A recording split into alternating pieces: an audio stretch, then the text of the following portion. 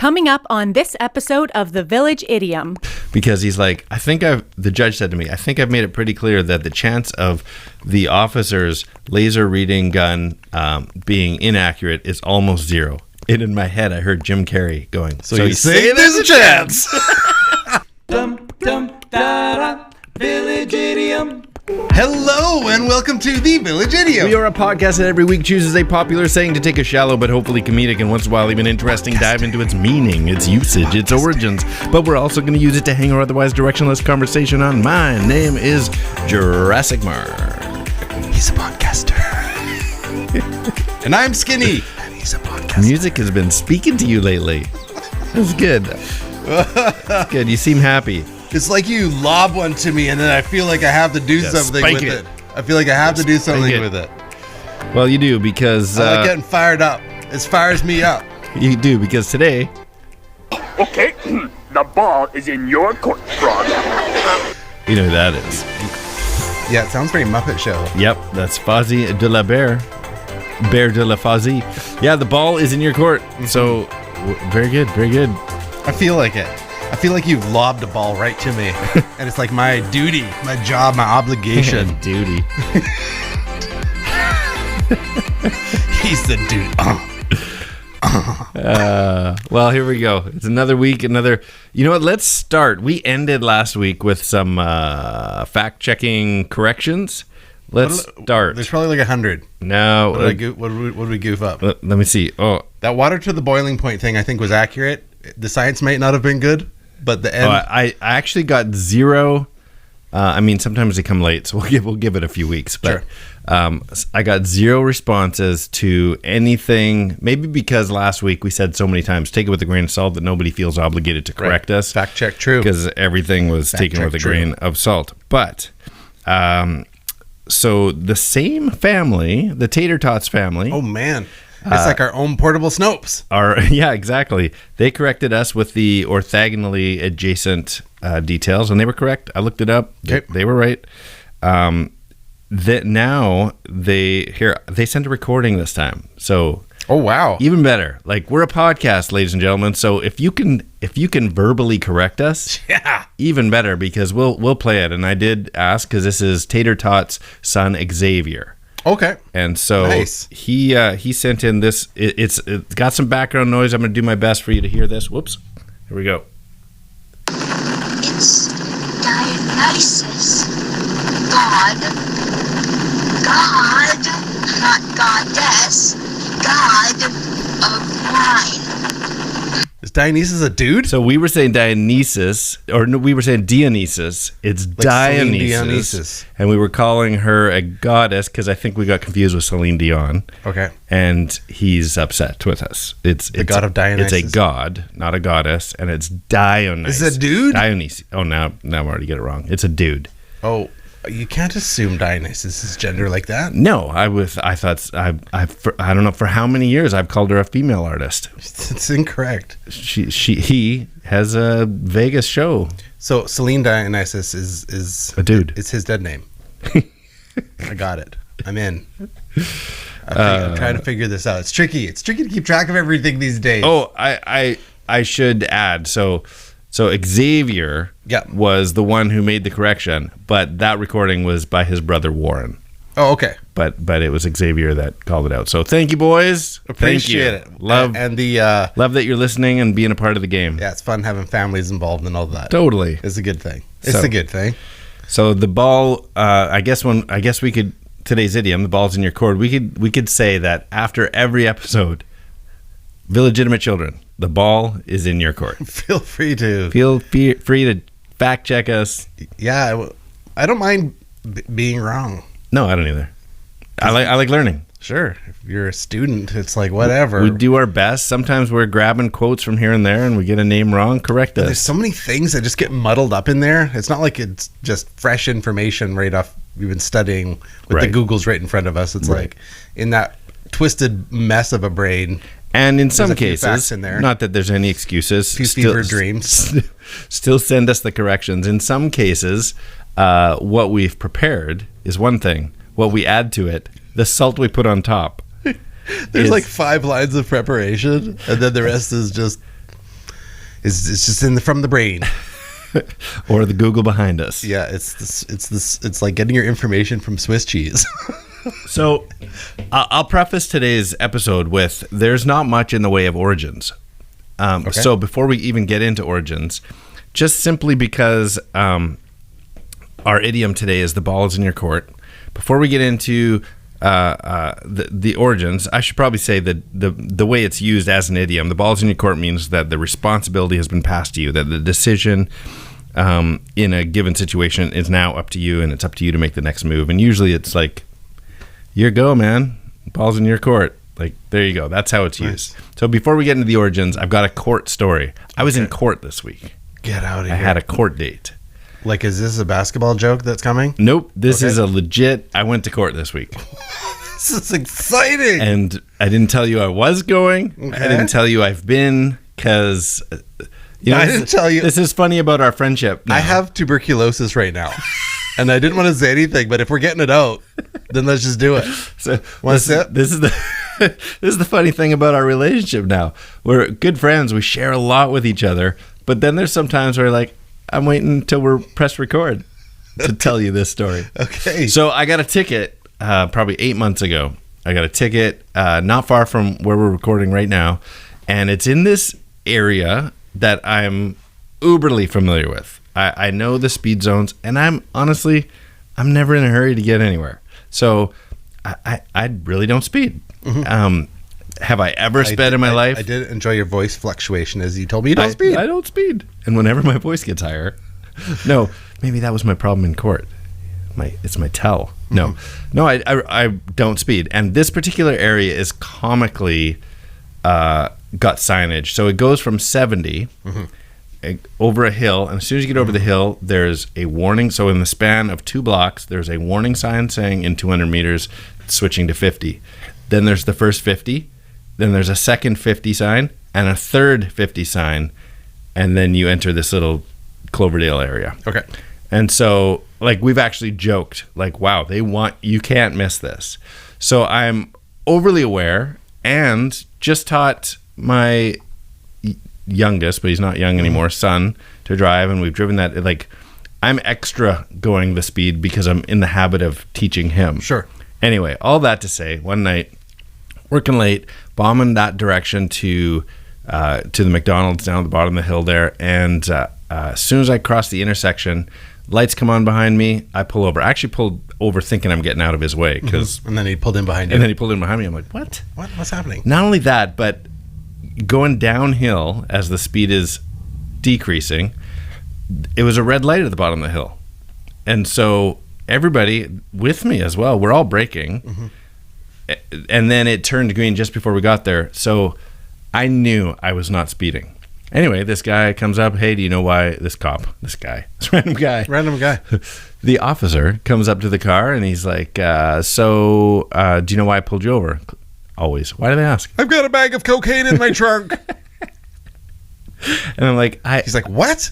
It's like, what were you just going to say? It's like, against speeding. Oh, yeah. That's what I meant. That's what I meant. That's and slang. then everything sounds less. Yeah. Then you guys can just laugh about it later. Maybe go have a Slurpee together. We would definitely have more time together. So I said, I actually don't know why he pulled me over. He goes, and he proceeds to tell me about all the signage down this hill. I'm like, yeah, I live here. I know all the signs. He goes, yeah, well, people just don't care. They just don't care about the signs. I said, well, I care. I care. This is the actual conversation. I'm like, I care. He goes, no, people don't care. And I'm handing him my license and whatever. Goes back to his car, comes back with a ticket. And I'm like, am I really getting a ticket? Like, there's no way I was speeding. And he goes, yeah, no, people just don't care about those signs. And so I just dropped it. And I'm like, I'm not getting in an argument. He's already written it. Like, he's handing it to me. He has to continue at that point. Yeah. So I'm not even arguing. I take the ticket. I'm like, oh, well, I guess I'm disputing this one. So fast forward 8 months, you get your court date in the mail, blah, blah, blah. Time to go into court. And the officer is there, and everything's different now. I've only disputed one ticket previous. Totally different now because of COVID. So you're only in there, that cop and his 2 or 3 cases that go in with them. So you're very spread out. But the officer approaches everybody outside of the courtroom first. And so he comes and finds me. Hey, what's your last name? He goes, okay, do you want to go over the notes with me? I'm like, sure. And you can tell he's refreshing his own memory. And right away he's like, yeah, so you were speeding in this zone. I'm like, just sort of nodding as he's going through his notes. And he goes, basically, if you contest this, I'm going to tell them that I was using this type of laser reader. It is accurate within a kilometer or 2. And so even if it was out of whack by 2 kilometers, you're still speeding. And I'm nodding, listening. He's like, it's really a open and shut kind of situation here. This is how I'm going to present it in the court. So if you want to go in there and just plead guilty, I'll drop it down to 1 kilometer over the speed limit, which will knock your ticket from $200 to $140. And I'm like, so first of all, I'm like, that's just not a big enough of a decrease to make it. This is a $60 story. Yeah. Yeah. And so I'm like, okay, thank you. I'm following. Thank you for your information. And he goes, so are you going to plead guilty in there? I'm like, no. He goes, can I ask why? I'm like, because I wasn't speeding that day. Oh, okay, well, it'll go to trial then. Like, do you want to go to trial? I'm like, that's exactly why I'm here today. I'm like, I assumed I was going to trial. So no change for me. Oh, okay. Well, and he moved on. I hear him talking to all the other people.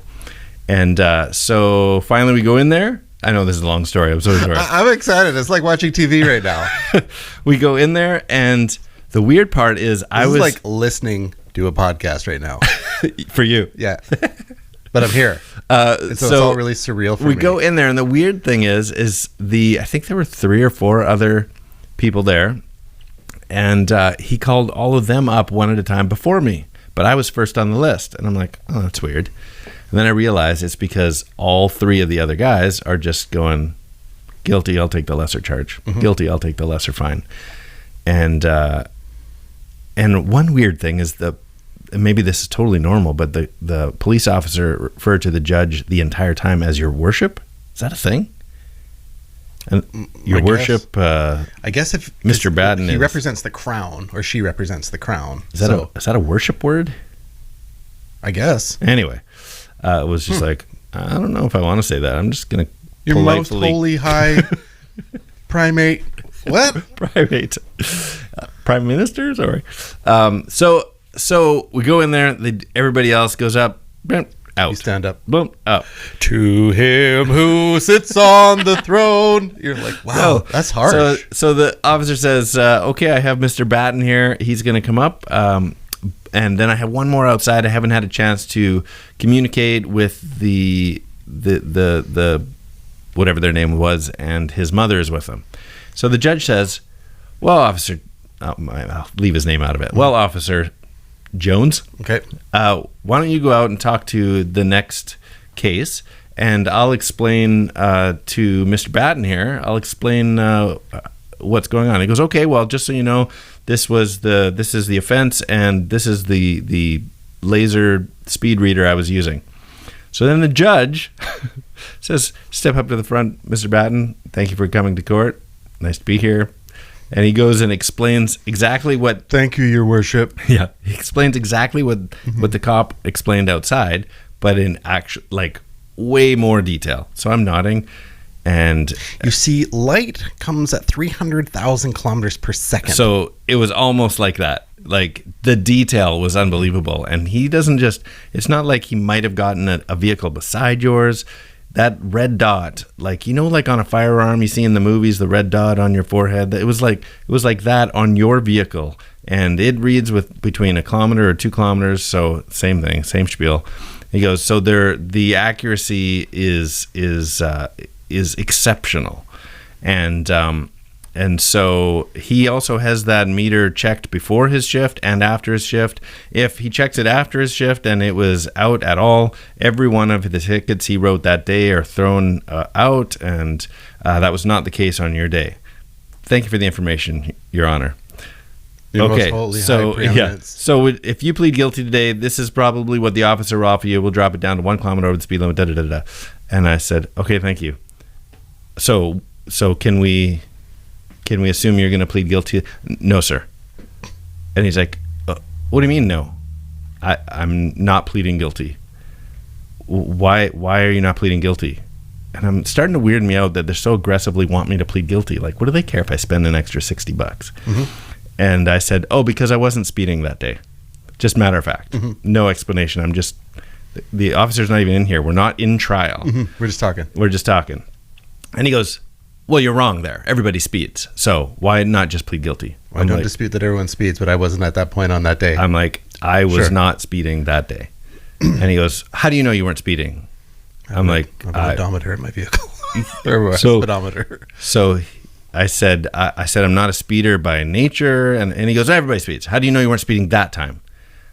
And he goes, and I said, well, what do you want me to tell you? How do you know? Prove to me you weren't speeding. And I'm like, I was the driver. Like, I'm the one who would know. How do you know? And so I said what you said. I'm like, there's a speedometer built in right in front of me. Mm-hmm. And he goes, so you were staring at your speedometer? How do you know at this precise moment, wherever he got you with his laser, that moment you weren't 1 kilometer over the speed limit? And I said, he could have got me any time in that whole stretch. I was well below. In fact, I was braking. And he started going off on everybody speeds. He goes, this is how I drive, and I've never been pulled over. And this is probably what happened. You probably saw his lights and slammed on your brakes, then looked at, and he's creating all these scenarios that are not the case for me at all. Mm-hmm.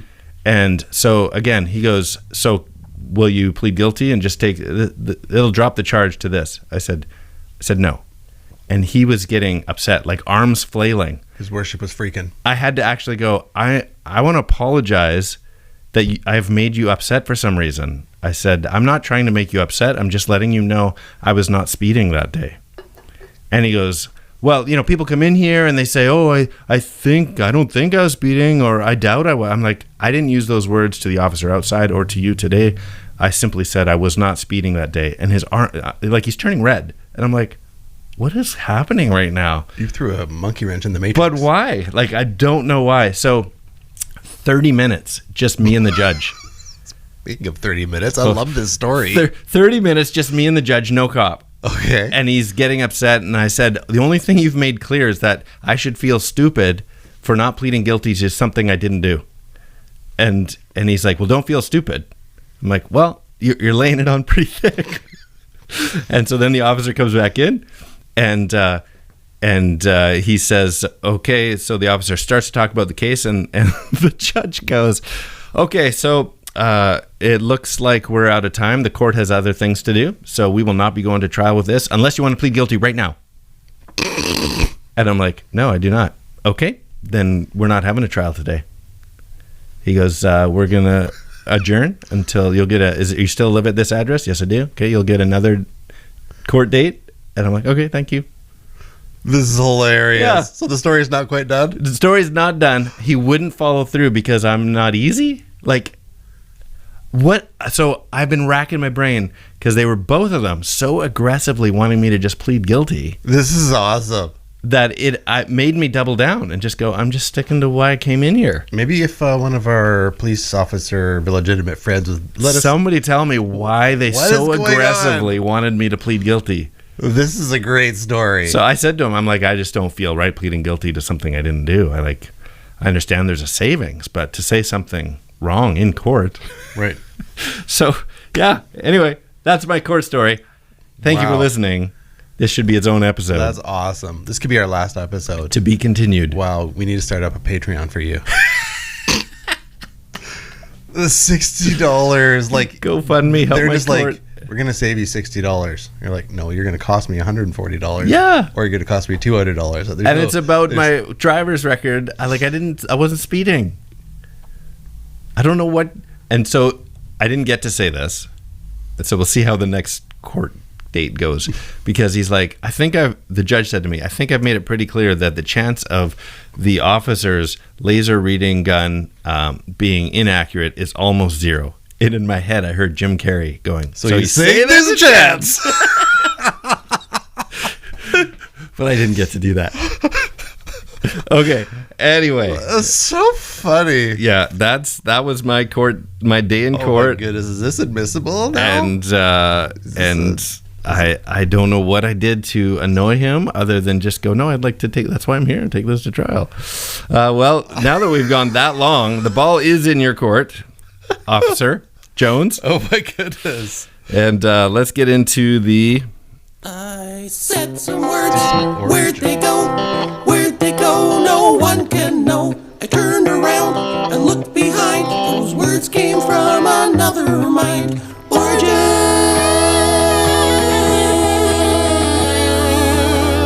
You've got to tune into YouTube for this episode just to see the hoodie that Skinny's wearing. My new hoodie. Don't tell him. Don't tell him. All right, I won't say it. It's beauty. It's a thing of beauty. Okay, Origins on taking it with a grain. No, sorry, that was last week. The ball is in your court. So the ball is in their court right The now. ball is in your court is an idiom that came into use in the latter half of the 20th century, first recorded in the 1960s, and it either came from basketball or tennis. Thank you for listening, everybody. There's not a lot going on here. That's the origins. Tennis or basketball? Now, I personally think it has to be tennis.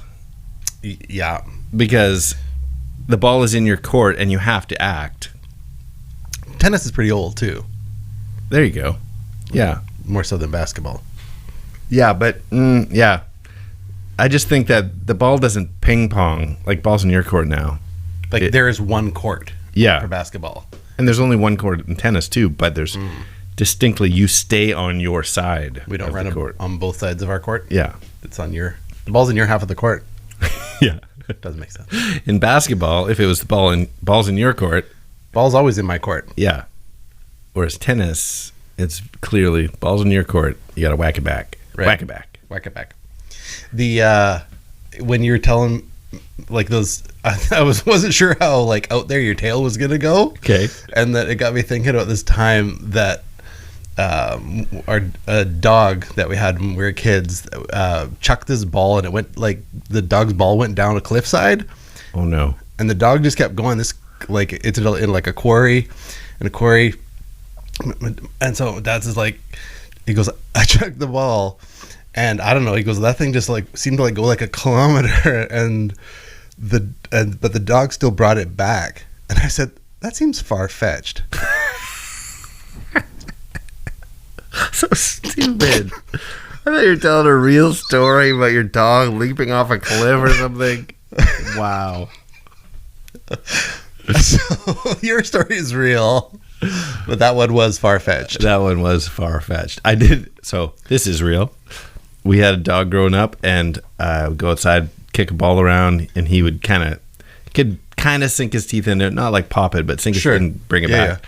Yeah. And there's one time I kicked the ball and kind of turned away, and I just hear like the dog bark of doom, like "Arr, arr, arr, arr, arr," like pain. Right. And I go around, and he's just doing laps in the backyard with the soccer ball in his mouth. So he couldn't get it out. Oh man! So the thing was wedged in his jaw. Had to go out there and like tooth by tooth get it out of his mouth. Wow. Poor guy. That's the ball was in his yapper face. Well, yeah, it's like tennis balls are a funny thing because they're great trainers. That should be a T-shirt though. Tennis balls are funny things. Tennis balls are like they're great trainers. Well, it's like they're great trainers. Did you say? Like people train their dog with like a tennis ball. They just seem to be around for some reason. Right. Like, yeah. You have them in your garage, yet you don't play tennis. Right. That's true. Yeah. Everybody's got some tennis balls. It's one of those things. Which is why I don't have any tennis rackets. No, but just the balls. I invested in tennis balls because they get great returns on those investments. If you have a dog. But having it's one of those things that's like just around. Like people have tennis balls. Not meaning round, but I thought that was another. No, like, it's one of those things. They're just round. I have my limits. Yeah, it's like people just like I don't know if it's like a dollar store thing, like where you just like. I think it's like just the perfect combo. Like it's soft, but it can be thrown. It's not like you could use it as a baseball. You could use it for hockey. Yeah, for tennis. But and it's got that like it's gonna hurt. Exterior. But it's not gonna like break it's gonna hurt, but it's not gonna hurt. Yeah, you can throw it, hit the house with it, or do you remember the game where you used to, I don't know, throw a ball up onto the roof just to have it come back down and catch it? Totally. It's so ridiculous. Yeah. You just toss and then it lands in the gutter, and you're like, no. It's the end of that. Good thing tennis ball's coming in a tube. There's more. That's like, where's my expensive tennis balls? The ball's totally in Aaron's court. Just saying. And then you'd have friends over, and then you'd like see if you could throw the ball right over the roof and to catch it. Yep. Yeah. And sometimes it did. Sometimes you did. Sometimes you didn't. I feel like there was something Sometimes we it took yelled a- out. Like, yeah, there was some. I feel sad for the like high-rise generation. In apartments. That's far-fetched. You gotta have quite an arm. Well, I can't believe it. One story and a one-sentence origin situation, and the podcast is over. And we're time for a little game we like to play. You That's ready? crazy. I wasn't ready. Riddling.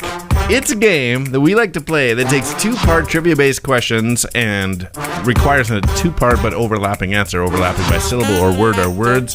So, for example, last week, if you were listening with us, we did the idiom "taking it with a grain of salt." Take something with a grain of salt, and we left you with this one. Listen to this with skepticism and push it. Push it real good. Take it with a grain of salt and pepper. You got it. Yep. Salt and pepper. Salt and pepper. Salt and pepper. Salt and pepper pig. Push it. Push it real good. Mm-hmm. All right, so that's how you play. I think I've got a couple here. I do have a couple as well. Let me go first. We have so much in common. The option to act is now with you, Monica, from Friends. Okay. So the ball is in his court? Would that be the ball is in your Courtney Cox? That is. So I only have one now. Oh, did I? That was my first one. Oh, was it just too? That's why I had the clip there. Was it there. low-hanging fruit? That's why I had the clip there. All right. You do yours, and then I'll. I can cap us off. Okay, mine's pretty. This second one's pretty straightforward. All right. A sec here. Where are we at? All right. The most beautiful and popular girl at the dance has to make the next move. The ball is in your court? That's it. Oh, nice. The ball is in your court. That's an unusual phrase. That's really cool that you brought up that phrase. Thank you. What? I don't know. I got nothing. Okay. Well, I can send this one off to our illegitimate children. Yeah, do it. And so I would tell them how to get a hold of us. You can reach out to us. Oh, no. What's the matter? Not red and blinky at the moment. Oh, no. So it might be an Battery audio only. The so ending you is can't audio. see No, the Skinny's ending. No, hoodie. the ending will be just we one just- giant still. Okay. So you can reach out to us at on Instagram at the.village.idiom or email us thevillageidiompodcast@gmail.com, or whether it's Facebook, YouTube, or the Twitters at 3 Minutes Gone. Let's do it. Here it is. This old-time, controversial, angry tennis player goes gently down the stream. I got it. I totally And that is got 3 it. minutes gone. That was a good one. I like that one. In my head, I won't say it. Oh, man. Okay. We spent so much time. I had actually one joke prepared that I just cracked me up. That's not far-fetched? No, it was short and stupid. Okay. Okay. So it was Jesus in the Sermon on the Mount puts up his hand and says, "Love all." And then he throws a tennis ball at the crowd and says, 15 love. Did you make that up? Yeah, it was a hodgepodge of something I saw that triggered in my mind. I thought somehow you were going to tie in Jesus on the Mount Sermon on the Mount, yeah. with Genesis 1:1. Because he'd be on the Mount while in the big inning. Oh, I see. Very good. That's a baseball Genesis mashup, which is pretty uncommon. You're welcome. I'm Skinny. I am Jurassic Love Deuce Mark. I don't know my tennis stuff. Ooh, who loves deuce? Gross. And that is the Village The ball Idiom. is in your court. The ball is in your court. The ball is in your Last 3 minutes gone.